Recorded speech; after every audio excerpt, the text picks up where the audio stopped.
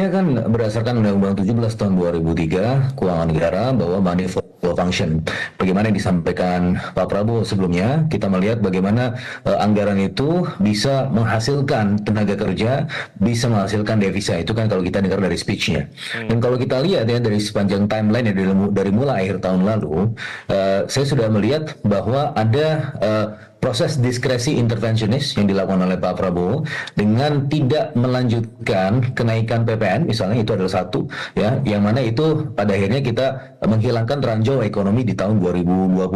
Oke. Yang kedua yang juga tidak kalah penting adalah bagaimana paket stimulus yang sebesar 265 triliun itu tetap tersedia ya sepanjang tahun 2025, dan itulah sebabnya saya merasa bahwa itu adalah program yang khusus memang untuk membangkitkan konsumsi kita sepanjang tahun 2025, karena sebagaimana kita lihat bahwa tahun 2024 itu pertumbuhan sektor konsumsi itu tidak pernah melampaui pertumbuhan ekonomi, dan itu mungkin yang dilihat Pak Prabowo sebagai salah satu prioritas pembangunan tahun 2025. Dan sebenarnya dari mulai tahun lalu saya sudah menyampaikan ya, di bulan November dan Desember saya sudah mulai menyampaikan bahwa ada potensi defisit meningkat hingga 250 triliun.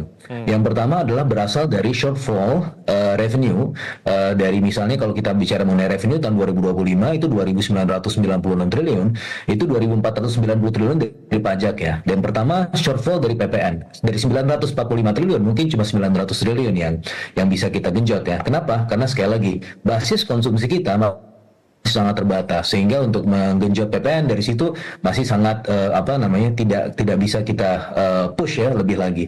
Yang kedua adalah dari sisi PPH bisa ada another 50 triliun lagi shortfall, karena kita melihat juga bagaimana terutama dari sisi migas ya, PPH migas itu banyak dipengaruhi oleh pertumbuhan ekonomi dunia yang menurut World Bank tahun 2025 ini bahkan direvisi ya, dari sebelumnya 3% menjadi 2,7%. Itu dari sisi revenue. Dari sisi belanja itu ada peningkatan potensi 130 triliun sehingga bisa ada peningkatan 250 triliun.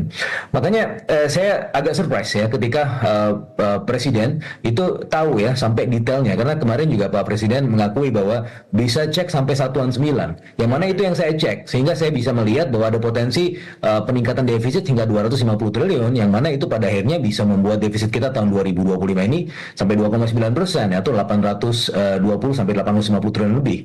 Nah, dengan ada Inpres 1 2025 ini yang secara spesifik tadi menunjuk 306 triliun, itu artinya apa? Artinya Presiden sudah mencek sampai detail bahwa ada potensi defisit yang memang harus diantisipasi lewat anggaran-anggaran yang menurut pemerintah tidak prioritas. Bukannya tidak prioritas untuk tidak dijalankan, misalnya ya anggaran infrastruktur itu bisa dialihkan ke swasta. Ya, jadi saya melihat ada potensi 100 sampai 150 triliun penghematan dari infrastruktur itu fokus ke sektor-sektor yang bisa menggenjot konsumsi secara langsung. Nah, ini bisa kita lihat bagaimana pertumbuhan ekonomi bisa berjalan selaras dengan akselerasi fiskal ya di sisi konsumsi stimulus yang memang prioritasnya di situ, misalnya makan bergizi gratis, revitalisasi sekolah dan lain-lain. Tapi di sisi yang lain tidak mengorbankan ya potensi pelebaran defisit, yang mana pada akhirnya kita melihat bagaimana itu tadi ada realokasi. Meskipun kalau kita lihat dari sisi infrastruktur misalnya, memang itu sudah turun ya. Tahun 2024 420 triliun, tahun ini 2025 400 triliun, bahkan itu bisa ada yang realokasi lagi karena ada beberapa anggaran infrastruktur yang menurut saya sih juga memang belum layak ya untuk dijalankan karena prosesnya belum memadai, sehingga itu sangat bisa untuk kemudian direalokasikan fokus kepada sektor-sektor yang bisa menggugah konsumsi. Nah, ini kemudian pelajarannya pada kuartal 1 tahun 2024 tahun lalu, ketika kita masih bisa tumbuh 5,11% di atas rata-rata pertumbuhan 10 tahun yang 5,07% kalau exclude pandemic time ya. Itu salah satunya adalah kalau ada spending yang cukup signifikan di konsumsi. Nah, ini juga pelajarannya yang mungkin bisa dibawa di tahun 2025 kalau kita mengkhususkan diri ya, fokus at all cost pada konsumsi yang kemudian bisa membangkitkan daya beli dari sektor kelas menengah terutama. Ini sangat signifikan menurut saya untuk bisa meningkatkan ya potensi pertumbuhan ekonomi yang minimal 5,05% lah di tahun ini. Meskipun ada potensi di atas itu. Baik, itu dari analisis penghematan di satu sisi akan kemudian punya potensi juga kelemahan ekonomi di sisi yang lain. Sebagaimana kita lihat tahun 2024 akhir tahun lalu ya, bagaimana pengeluaran pemerintah ya itu untuk di kuartal keempat sepertinya agak terhambat gitu ya, sehingga kemudian kita melihat banyak aktivitas yang juga terkait dengan hotel dan restoran yang biasanya pemerintah itu menggagas pengeluaran ya di akhir tahun dengan ada konsinyering dan seterusnya, itu mulai terbatas ya karena memang ada proses adaptasi birokrasi. Tapi di sisi yang lain kita juga melihat bagaimana beberapa industri ya secara anekdotal saya temukan ada industri bohlam, ada industri yang terkait dengan restoran yang itu justru jualannya tidak tinggi ya di bulan November sampai ke Desember. Nah ini sebenarnya satu heads up ya buat kita semua bahwa betul memang perlu ada mitigasi lain yang mana sebenarnya itu saya sudah melihat di atas kertas itu sudah ada ya dengan paket stimulus 265 triliun yang dilakukan atau yang dicanangkan pemerintah untuk tahun 2025 sebagai paket kompensasi kenaikan PPN meskipun PPN yang nggak jadi naik, tetapi paket kompensasi tetap tersedia ya di situ untuk ada industri padat karya dan seterusnya. Dan saya juga melihat ada sekitar 860 triliun yang fokus kepada konsumsi dan juga industri padat karya secara umum. Tetapi tentunya saya juga sepakat dengan Bang Erwin bahwa yang paling penting dari APBN itu adalah optimalisasi penerimaan negara. Itu adalah salah satu indikator cengkraman APBN terhadap perekonomian. Karena biar bagaimanapun kalau penerimaan negara itu berkurang, kita tidak akan bisa melakukan fasilitasi untuk ekonomi produktif lewat jalur belanja gitu kan. Nah, coba kita bayangkan kalau kita bisa mengoptimalisasi sisi pajak. Tadi saya bilang bahwa ada potensi shortfall 100 triliun dari sisi penerimaan revenue, dari sisi PPN 50 triliun, dari sisi PPH migas terutama itu juga 50 triliun. Kalau itu saja dioptimalisasi ya tanpa menaikkan pajak ya, kita tidak bicara mengenai rate pajak, tapi kita bicara mengenai optimalisasi. Hitung-hitungan saya sebenarnya bisa ada potensi penerimaan naik 150 triliun. Itu kalau memang dilakukan secara serius. Cortex harusnya kan bisa menjadi salah satu mediator ya untuk bagaimana potensi penerimaan negara yang memang agak kurang optimal selama beberapa tahun terakhir. Tapi tentunya Cortex ini baru di awal, sehingga kemudian tadi juga saya sepakat banyak sekali masalahnya. Sehingga salah satu cara untuk kemudian memitigasi secara ad hoc ya hal-hal yang terkait dengan potensi shortfall tadi adalah realokasi anggaran. Ya, yang mana anggaran-anggaran yang memang kalau disisir itu tidak efisien itu bisa sampai 300 triliun memang betul sekali kalau kita lihat dari sisi satuan 9. Dan oleh karenanya saya lihat kalau misalnya kita bisa fokus dan bisa refocusing anggaran ke sektor konsumsi ya terutama itu saya rasa itu sangat bisa untuk membangkitkan ekonomi lewat jalur konsumsi sembari juga kemudian meningkatkan potensi penerimaan pajak. Karena kalau misalnya konsumsinya naik, ekonomi naik, berarti kan basis penerimaan pajak juga meningkat. Ya itu memang lewat jalur yang seperti itu harusnya ya kita bisa lihat sepanjang tahun 2025. Dan oleh karenanya saya rasa bagaimana impres Presiden tentang cutting anggaran dan juga realokasi anggaran yang mana yang saya sampaikan tadi, anggaran yang prioritas ke sektor konsumsi itu masih bisa membantu perekonomian kita sepanjang tahun 2025 ya untuk tumbuh di atas 5% minimal. Tapi di sisi yang lain tidak kemudian membebani anggaran secara signifikan. Nah, itu adalah hal-hal yang bagaimana kita bisa melihat rem dan gas di ekonomi sepanjang tahun 2025 ini, Mas Ardianto. Oke, artinya apakah hanya cukup paket stimulus ini atau apa yang kemudian Anda bisa tawarkan kepada pemerintah untuk kemudian juga harus memperhatikan tadi, tidak hanya paket stimulus sebesar 250 triliun, Mas Fitra. Apa hal-hal yang kemudian harus juga diperhatikan?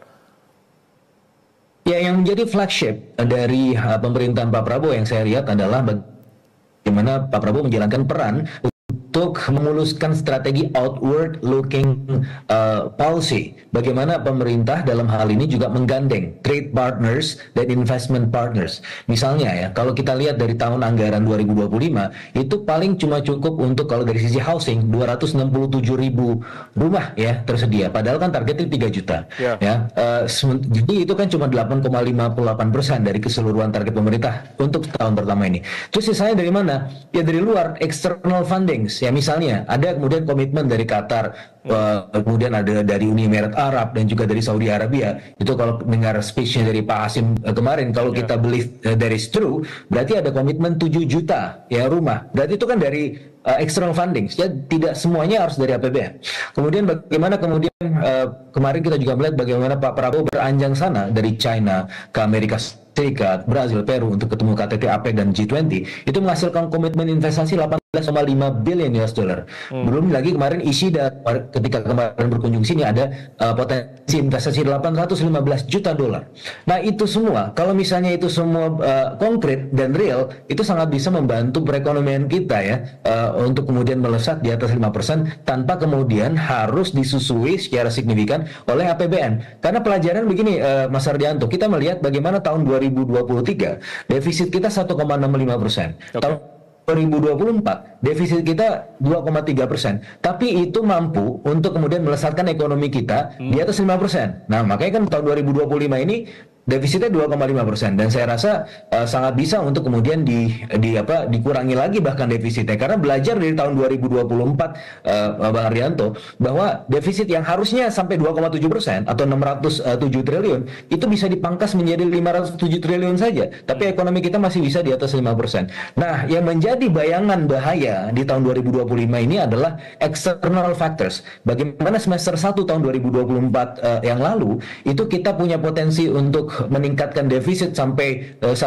ya, dari on top dari yang sebelumnya ada. Itu kenapa? Salah satunya adalah karena tekanan geopolitik. Nah, tekanan geopolitik itu yang kemudian bisa membayangi kinerja ekonomi kita sepanjang tahun 2025 ini, dan oleh karenanya perlu ada heads up juga. Ya, jadi kita perlu kemudian mengurangi belanja tidak produktif yang pada akhirnya kalau diperlukan spendingnya itu meningkat, itu benar-benar pada saat keadaan genting gitu, Bang Ardianto. Oke, ada beberapa hal yang tentunya harus diperhatikan juga diberlakukan untuk penghematan anggaran ini. Mas Fitra, silakan singkat saja, Mas.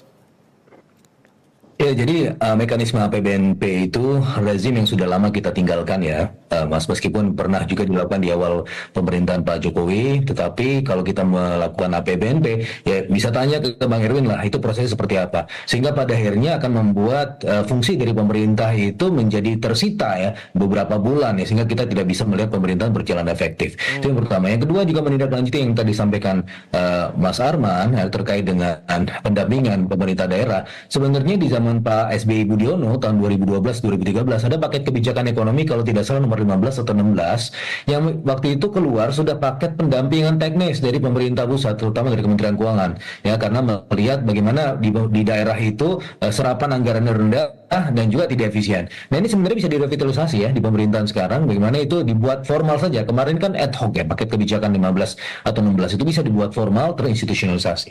Yang ketiga adalah kita juga harus paham bahwa tahun 2025 itu banyak potensi tekanan. Makanya memang tadi penghematannya saya rasa cukup baik ya untuk dilakukan ya, di tengah juga kemudian keterbatasan dari sisi penerimaan ya, karena korteksnya juga masih belum jalan secara sempurna.